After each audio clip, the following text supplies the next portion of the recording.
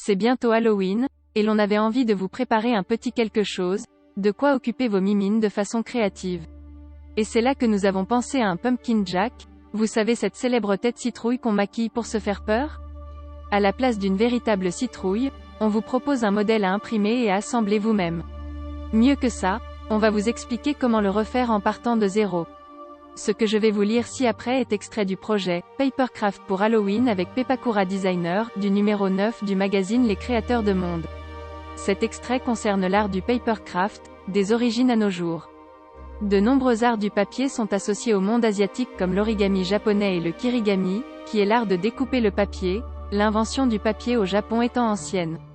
Les plus anciennes publications de maquettes papier sont des dioramas japonaises appelées Tate Banko.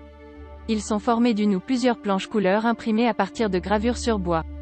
Ils sont très populaires pendant la période Edo, 1603 à 1868, et durant la restauration Meiji, 1868 à 1912.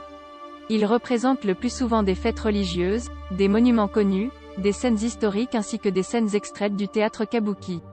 En Occident, c'est avec l'essor de l'imprimerie et de l'imagerie populaire que le papercraft commence à se démocratiser, puis de façon plus modeste, avec l'évolution des cols. Ainsi, dans le monde germanique, au XIXe siècle, la tradition des crèches va aboutir à la création d'impressionnants villages de papier appelés Putz, de l'allemand mettre en place. Cette tradition a ensuite traversé l'Atlantique avec les immigrants de culture germanique, les modèles étant importés d'Allemagne directement, notamment sous la forme de boîtes à bonbons. Elle s'est ensuite développée en Amérique sous la forme de Christmas Glitz Houses. À partir de 1830, suite au succès en France des planches de modèles à découper de nos voisins germains, des éditeurs se lancent dans la publication de construction ou de découpage. On va les retrouver sous l'appellation d'images d'Épinal qui empruntent leur nom à l'imagerie populaire publiée par l'éditeur Pellerin d'Épinal entre 1860 et 1937. Dans son catalogue, la série des constructions et celle du petit architecte regroupe aussi bien des maquettes de bâtiments, de moyens de locomotion, d'innovations technologiques, que des éléments plus précis comme des dioramas, des scènes de théâtre ou encore des expériences à réaliser. La Première Guerre mondiale amène le déploiement des publications à visée patriotique pour les enfants avec leur lot de poupées de carton à habiller en alsacienne et des dioramas mettant en scène les poilus, une version papier des soldats de plomb, voir ce dossier pédagogique, page 7. Par la suite, le relais est pris par la presse familiale avec des suppléments en couleur à destination des enfants, puis par la publicité qui s'empare de ce médium dans les années 50 alors que le plastique supplante le papier imprimé dans le cœur des maquettistes.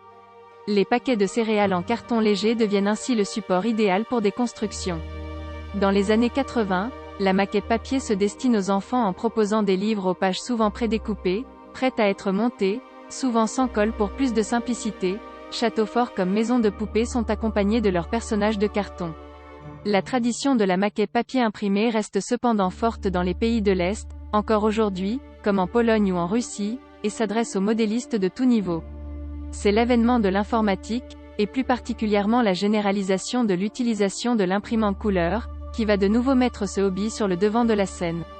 Les fabricants d'imprimantes ne s'y trompent pas et proposent des modèles gratuits plus ou moins complexes pour petits et grands, exemple chez Canon ou chez Brother. Différentes communautés d'hobbyistes s'en emparent. Les modélistes ferroviaires n'ont jamais vraiment arrêté la maquette papier même si les nouveaux outils de DAO permettent maintenant de disposer facilement de constructions photoréalistes.